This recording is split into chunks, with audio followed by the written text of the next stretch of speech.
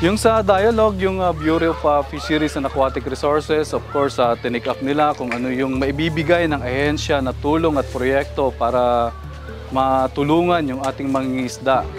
Ganon din, nandoon yung Philippine Coast Guard kung paano sila makikipag-ugnayan sa ating mangingisda sa panahon ng kalamidad at masiguro yung kanilang safety na tinatawag.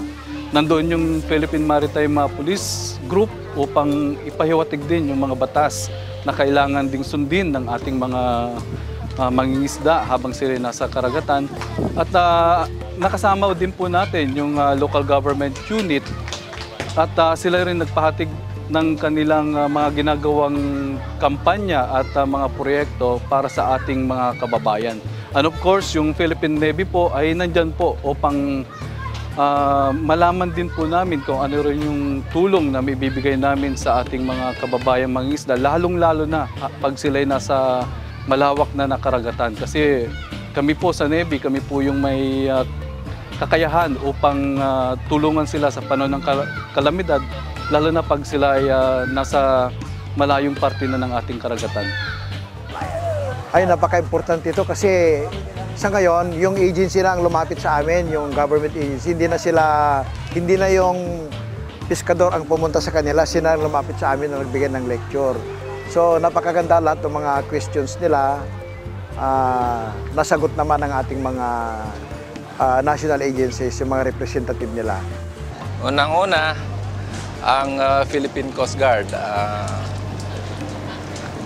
Yung safety and security at sea, yun ang kanilang topic at pinaliwanag sa mga nag-attend na kung ano ang importansya nito. Ang local government natin naman ay pinaliwanag din nila ang kanilang mga ordinansa patungkol sa pangisdaan. Ang PNP naman, ang PNP ay kanilang ipresenta yung mga batas na dapat sundin ng bawat isa, lalong-lalo na itong mga fishermen natin. So, ang ating ahensya naman, Bureau of Fisheries and Aquatic Resources, ay ipresenta naman niya ang kanyang programa sa taong 2013 onwards. Unang-una sa lahat ay ang Fisher Folk Registration at pagpapalaganap ng tamang pamamaraan ng pangisdaan. At in addition to that ay ang ating paghuhulog ng payaw para sa ganon ay mas mapadali ang panghuli ng isda ng ating mga mangingisda. Pero isang kondisyon lamang na ito ay ang panghuli ay yung tamang panghuli. Ang ating highly recommended na practice is line fishing. Para sa ganon ay yung tamang laki lamang ang mahuli natin at yung mga maliliit ay mabigyan pa ng pagkakataon lumaki. Isa pa sa pinagtutuunan ng pansin ng Bureau of Fisheries and Aquatic Resources sa Region 1 ngayon ay ang pagpapakita or pag-demonstrate ng mga teknolohiya na hindi kailangan ng malaking kapital ngunit malaki ang potensyal niyang palakihin ang kinikita ng ating mga magsasaka at mangingisda. Dahil alam niyo sa Region 1, karamihan ng ating mga fishermen ay magsasaka din. No? Katulad ng seashells farming at ang seaweed farming, ito ay napaka-promising na technology na once commercialized, malaki pa ang kanyang pag-asa na makaka-employ ng mas marami pang mga laborers. At pangatlo ay yung tinitinan namin na ma-regulate yung ating mga existing production areas ng aquaculture naman at mabigyan ng pagkakataon na mag-expand yung gustong mag-expand sa bagong mga mariculture parks na hindi na yung mga saturated commodities kundi yung bagong commodity like pampano, snapper, sea bass. Ito yung mga emerging farm species na malaki ang kanyang ROI. Hindi rin natin itinitigil ang ating assistance sa mga value-adding na mga pinagkakakitaan ng ating mangingisda.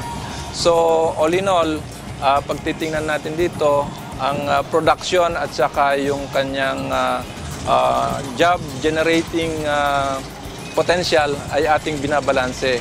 In addition to the conservation and management ng ating mga fishing areas. Napakaganda kasi very active ang participation ng aming mga mangingisda. Lahat ng mga questions naman nila, valid questions, lalong-lalo na yung problema nila sa karagatan, na-address naman ng ating mga speakers. So talaga nagpapasalamat kami sa pagkakataon na ito na kami ay dinalaw na ating mga national agencies at saka regional. Actually sa fishing, implementation pa rin ng aming mga code tungkol sa pangingisda. Kasi marami kaming batas, kailangan nagkukulang kami sa pag-implement dahil may kahirapan talaga, lalong-lalo na yung area ng pagpapalisensya ng ating mga piskador. Hindi namin 100% na mapalisensya ng aming mga piskador. Unang-una, yan ang isang main source ng aming revenue. Yung kung magbabayad lang sila lahat, napakalaki ang revenue na makukuha dyan. Kailang na-overlook yung implementation ng yung pagbabayad ng kanilang permit sa munisipyo, yun ang kuan. Ang message ko lang sa ating mga kababayan, sana mag-isa tayo dahil may kasabihan na our unity is our strength, solid as unite. Kung ano man yung mga gaps na nag-exist dahil sa politika, kalimutan natin yan. Ang isipin natin ay ang kapakanan ng bawat mamamayan. Hindi lang mangingisda, hindi lang magsasaka, kundi lahat ng sektor ng ating bayan. Dapat kapit-bisig at magtulungan tayong lahat. Ang Philippine Navy po, andyan po yung tinatawag natin na vision natin na may ligtas at masaganang karagatan, lalong-lalo na po dito sa Northern Luzon. Kami po yung mapila na may mga batas po tayo na dapat sundin sa pangingisda. Alagaan po natin ang ating karagatan dahil pag ito'y ating pinabayaan, darating ang panahon ng ating mga anak at ang mga anak ng ating mga anak ay wala na silang mahuling isda. Pero pag ito'y nalagaan natin at sinunod natin ang tamang pamamaraan sa pangingisda, dadami po ang isda at hindi po tayo magugutuman at magiging masagana po ang ating kinabukasan.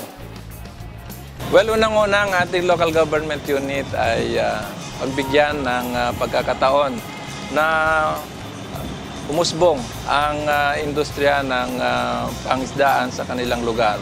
Bigyan ng tamang environment, investment-friendly policy dapat ang i-adapt ng ating mga local government units para makapasok ang mga investors at magka-create sila ng employment. At pangatlo naman, ng ating mga mangingisda ay dapat pakinggan at sundin ang sinasabi ng mga batas natin para sa ganon ay masabi natin lahat ay legal.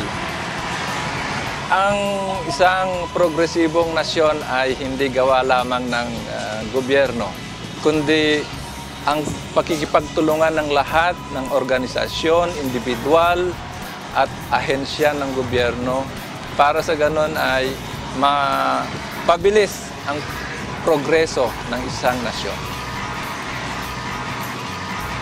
Text lang po ang kailangan para maipaabot yung inyong pangangailangan sa inyong gobyerno. Ngunit unang-una, pumunta na kayo sa opisina ng Municipal Agriculture at sabihin lang sa kanila kung ano yung inyong mga kinakailangan at sigurado naman napakadaling ipaabot sa Bureau of Fisheries and Aquatic Resources kung sa kanilang level ay hindi pa nila makayang gawin yung inyong hinihinging assistance.